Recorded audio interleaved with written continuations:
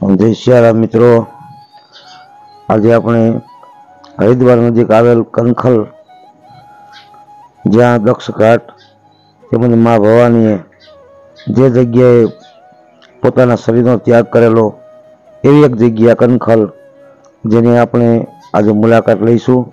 જ્યાં દક્ષેશ્વર મહાદેવનું મંદિર છે, તેમજ બાજુમાં દક્ષા ઘાટ નામથી ઓળખાતો, જ્યાંમાં ભાગીરથી ગંગા અવિરત પ્રવાહે વહેતી રહે છે. તેમજ આ જગ્યાનો ઇતિહાસ એવો છે, જેમાં રાણી ધનકોર દ્વારા ઈસવીસન સંવંત 1810માં આ મંદિરનું નિર્માણ કરેલું. ત્યારબાદ 1962માં આ મંદિરનું પુનર્નિર્માણ પણ થયેલું છે. લિંગ પુરાણ, કુર્મ પુરાણની અંદર પણ આ જગ્યાનો ઉલ્લેખ કરવામાં આવ્યો છે. તેમજ એક સતી ઘાટ પણ કહેવાય છે, તેમજ સતીકુંડ પણ કહેવામાં આવે છે, જે જગ્યાએ મા ભવાનીએ પોતાના દેહનો ત્યાગ કરેલો. તેમજ મહાભારત આદિ પુરાણોમાં આ જગ્યાને મધ્યમિકા નામથી ઓળખવામાં આવે છે. વાયુ પુરાણ તેમજ મહાભારતમાં કનખલ ક્ષેત્રને મધ્યમિકાના નામથી પણ ઓળખે છે. જે હરિદ્વારથી નગરના દક્ષિણ દિશામાં દક્ષ પ્રજાપતિનું મંદિર છે, એવો પણ મહાભારતમાં ઉલ્લેખ છે. હરિદ્વારનું એક નામ માયાનગરી પણ છે. તો માયાનગરીની આ એક ઉપનગરી પણ ગણાય છે, જ્યાં મહાદેવનું સાસરું છે, તેમજ સતીનું જન્મસ્થાન પણ છે, તેમજ સંહાર સ્થાન પણ છે. સૃષ્ટિ રચિતા બ્રહ્માના માણસ પુત્ર દક્ષ તેમજ પૃથ્વીના પ્રથમ રાજા દક્ષ, જેમને રાજધાની હતી એક સમયમાં. હરિદ્વારની અંદર પંચતીર્થ તરીકે ઓળખાય છે, જેમાંથી પ્રથમ ગંગા દ્વાર, જેને આજની ભાષામાં આપણે હરકી પૌડી તરીકે ઓળખીએ છીએ. બીજું છે કુશવર્ત, જેને આપણે આજે કનખલના નામથી ઓળખીએ છીએ. ત્રીજું છે બિલ્વા તીર્થ, જે આજે મનસા દેવીના નામથી ઓળખાય છે. ચોથું છે નીલ પર્વત, જેને આપણે ચંડી દેવીના મંદિર તરીકે ઓળખીએ છીએ. અને પાંચમું છે દક્ષેશ્વર મહાદેવ. તેમજ સનત કુમારોની પણ આ તપોભૂમિ હતી. આ જગ્યાએ વર્ષો પહેલા બનેલી ઘટના, જેનો રામચરિતમાનસની અંદર પણ ઉલ્લેખ છે. જેમ કે ભવાની એવું કહે છે કે સભાસદો, સકલ મુનિઓ સાંભળો, જેને જેને શંકરની નિંદા કરી છે એ બધાને તુરંત ફળ મળશે, અને બધા ભલી ભાંતિ પછતાવાના છો. સંત શંભુ શ્રીપતિ અપવાદા, જ્યાં સંતોનું, ભગવાન શિવજીનું તેમજ શ્રીપતિ એટલે કે ભગવાન વિષ્ણુનું જે અપમાન થતું હોય, શૂન્ય જહાં કા અસી મર્યાદા, શાસ્ત્રમાં લખ્યું છે કે એમની મર્યાદા એવી છે કે કાઢીએ તાસુ જીભ જો બસાય, શ્રવણ મુદી ન તો જલી પડાય. જો તમારા વશની વાત હોય તો એની જીભ કાપી લેવી, અથવા સ્થાન છોડી અને ચાલી જવું. જગદાત્મા મહેશ પુરારી, જગત જનક સબકે હિતકારી, પિતા મંદમતી નિંદત તે દક્ષ શુક્ર સંભવ્ય દેહી. મારા પિતા મહામૂર્ખ છે, જેમણે જગત પિતા ભગવાન શિવ બધાને હિતકારી છે, એમનું અપમાન કરેલું છે. જે આ મારું શરીર પણ દક્ષના શુક્રથી બનેલું છે, તદી હું તરત દેહ, તો આ શરીરનો હું તરત ત્યાગ કરું છું. ઉર્ધરી ચંદ્ર મોડી વૃક્ષ કહેતું, હૃદયમાં ભગવાન શિવજીનું સ્મરણ કરી અસ્કઈ જોગ અગ્નિતુમ જારા, આમ કોઈ યોગ અગ્નિથી પોતાના શરીરને બાળી નાખ્યું. ભયું સકલ મુખ હાહાકારા, બધાના મુખમાંથી હાહાકાર વસી ગયો. આ જગ્યા આજે આપણે વિગતવાર એમના દર્શન કરીશું. જો આ ચેનલ તમને ગમતી હોય તો સબસ્ક્રાઈબ કરો, લાઈક કરો અને બેલ આઇકોન પ્રેસ કરો, જેથી આવા નવા નવા વિડીયો લઈ અને હું આપની સમક્ષ આવી શકું. તો મિત્રો, આપણે આવી ગયા છીએ કનખલની અંદર દક્ષેશ્વર મહાદેવ મંદિરના દર્શન કરવા. આ છે દક્ષેશ્વર મહાદેવ. આપણે અંદર પણ જઈશું, દર્શન કરીશું, પરંતુ એની પહેલાં આજુબાજુનો નજારો જોઈ લઈએ.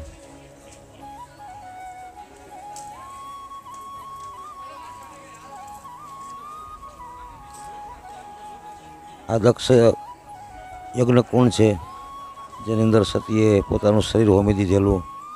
તેમજ આ બાજુ બિલકુલ મંદિરથી નજીક કલકલ કરતી ગંગા વહી રહી છે, એમના પણ આપણે દર્શન કરીએ।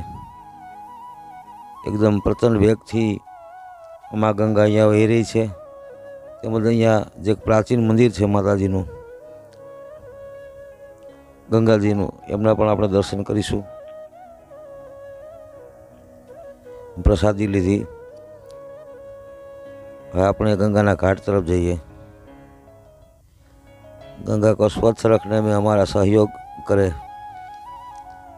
एकदम निर्मल पानी अने खूब ज वेगथी वही रही है गंगा।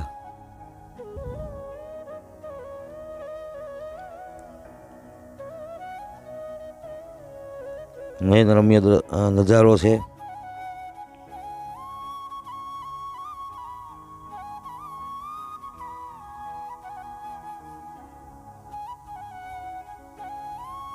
अहीं बधा श्रद्धालुओ स्नान करी रह्या छे।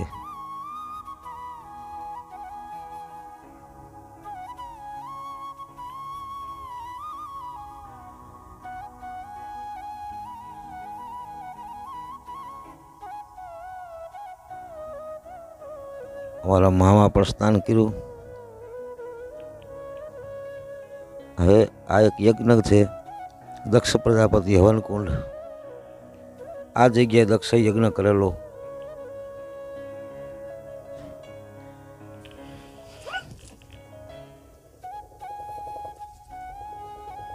अने ज्यां सतीए पोताना देहने बाળી દીધેલ आ ए ज जग्या छे। ત્યાં જીર્ણોદ્ધારનું કામ આવી રહ્યું છે। આ મૂળ યજ્ઞ કુંડ છે, પણ અહીંયા કેમેરો લઈ જવાની મનાઈ છે, જેથી મેં 12 ફોટામાંથી આ તસવીરો ખેંચેલી છે। આ દક્ષેશ્વર મહાદેવ છે, જ્યાં કેમેરાનો એલાવ હોય એટલે મેં બહારથી તસવીર લઈ અને તમને બતાવવાનો પ્રયાસ કર્યો છે। સામે છે બ્રહ્મેશ્વર મહાદેવજી, એમના પણ આપણે દર્શન કરીશું।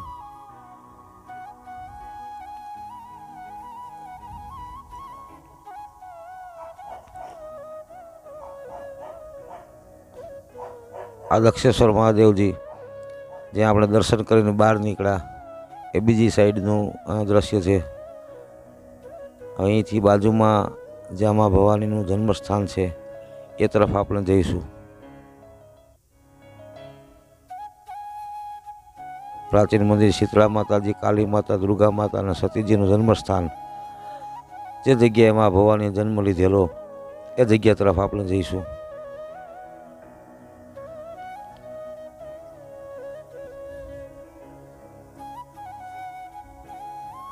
અહીંયા દશાવતાર ભગવાન વિષ્ણુનું મંદિર છે।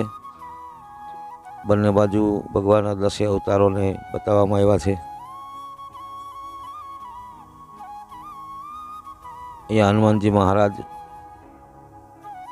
તેમજ ફરી પાછી આ બાજુ આપણે ગંગાજીના એક બીજા ઘાટ ઉપર જઈએ, જેને સતી ઘાટથી ઓળખે છે। અહીંયા પણ એ રીતે નિર્મળ નીર વહી રહ્યું છે ગંગાજીનું, અને પૂરા વેગથી માં ગંગા વહી રહી હોય। એકદમ નયનરમ્ય દ્રશ્ય છે।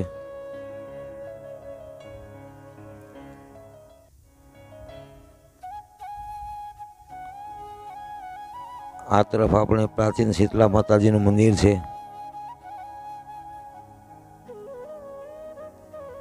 એમના દર્શન કરીશું। અહીંયા મોબાઈલ કે કેમેરાનો કોઈ પ્રતિબંધ નથી।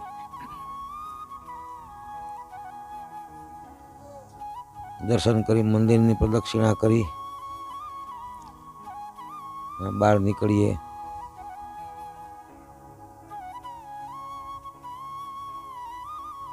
અહીંયા બધાના માથા ઉપર ઝાડો નાખી રહ્યા છે પૂજારીજી। हरेक वक्त આપણે મંદિરના પરિસરમાં આવીએ તો અહીંયા ઈચ્છા પૂર્તિ હનુમાનજી મહારાજ છે, જેમના દર્શન કરવાથી માણસોની ઈચ્છાઓની પૂર્તિ થાય છે, એ માન્યતા હોય। આપણે પણ હનુમાનજીના દર્શન કરીએ।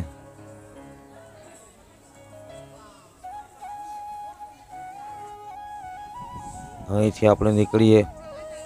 એક આશ્રમ છે જે અવધેશાનંદ, કદાચ તમે નામ સાંભળ્યું હોય તો, જે પ્રસિદ્ધ વક્તા છે, રામચરિતમાનસ તેમજ ભાગવતની કથાઓ કરે છે, એમનો અહીં આશ્રમ છે. જે એક રુદ્રાક્ષનું ઝાડ પણ છે, એમના પણ હું તમને દર્શન કરાવીશ. અને અહીંયા એક પારદનું શિવલિંગ છે,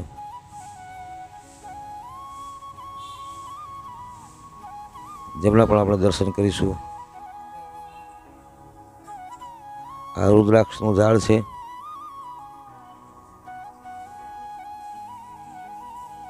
અને એની ચારે બાજુ 12 જ્યોતિર્લિંગ, અલગ અલગ 12 ભગવાન શિવજીના જે સ્વયંભૂ જ્યોતિર્લિંગો છે, એમની સ્થાપના કરવામાં આવી છે.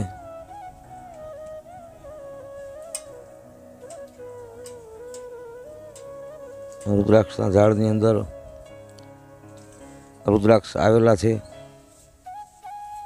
જે હમણાં હું તમને બતાવવાની કોશિશ કરીશ વિડીયો ઝૂમ કરીને.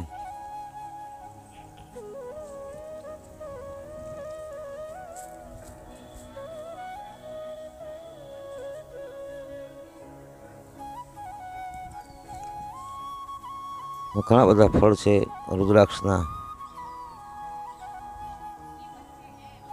જોઈ શકાય છે, જે હું તમને બતાવવાની કોશિશ કરું છું વિડીયો ઝૂમ કરી. અને રાઉન્ડની અંદર દેખાય તે રુદ્રાક્ષ ફળ છે, જેને ખોલવાથી એની અંદર રુદ્રાક્ષના પારાઓ નીકળે છે. ઘણા બધા રુદ્રાક્ષ આવેલા છે. ફરી એક વખત મંદિરના પટાંગણમાં આવીએ.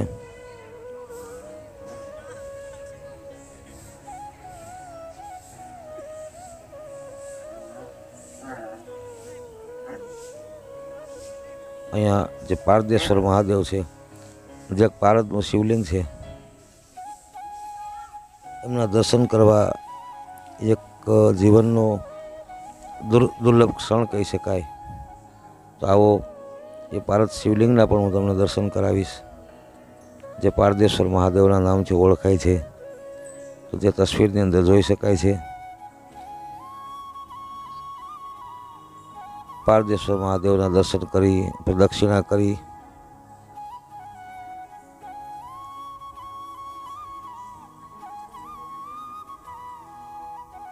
અને ફરી એક વખત આપણે રુદ્રાક્ષ વૃક્ષની પરિક્રમા કરીશું.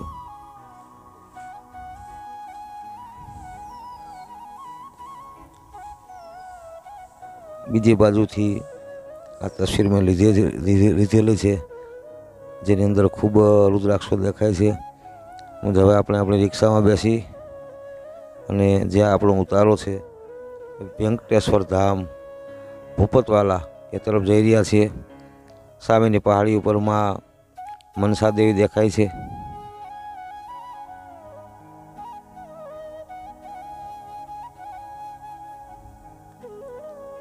ગંગાના કિનારે કિનારે આપણે રિક્ષા જઈ રહી છે. ભગવાન શિવની બહુ મોટા કદની પ્રતિમા,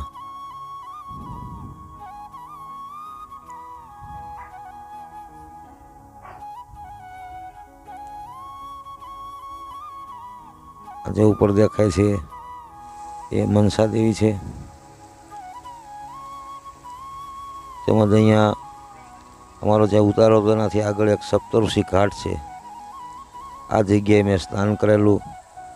અહીંયા એકદમ શાંતિ હોય અને ભીડભાડ ખૂબ ઓછી હોય, જેથી આ જગ્યા સપ્તઋષિ ઘાટ તરીકે ઓળખાય છે. એવું કહેવામાં આવે છે કે પાંડવો હિમાલય જતાં પહેલાં અહીંયા સ્નાન કરેલું. તેમજ અહીંયા અમારા જગતગુરુ રામાનંદાચાર્યજીના નામ ઉપરથી અને રામાનંદાચાર્ય ઘાટ એવું નામ આપવામાં આવ્યું છે. એ જગ્યાએ આપણે દર્શન કરી મા ગંગાનું અંદર સ્નાન કરી અને ઘર માટે પ્રસાદી લઈ આવવા માટેનું જળ પણ આપણે અહીંથી જ ભરીશું. તેમજ અહીંયા જગતગુરુ રામાનંદાચાર્યજી મહારાજના જે 12 મહાભાગવત કહેવાય, 12 મુખ્ય શિષ્યો, એમની પ્રતિમા અહીંયા બેસાડવામાં આવી છે. અને આ ઘાટને જગતગુરુ રામાનંદાચાર્યજી ઘાટ એવું નામ આપવામાં આવ્યું છે. અહીંથી ગંગાજીના 2 ફાટાઓ પડે છે, એક આ તરફ અને બીજું જે સામે પહાડ દેખાય એ તરફ જઈ રહી છે. અલગ અલગ ભાગમાં ગંગાઓ બધી જગ્યાએ જોવા મળે છે.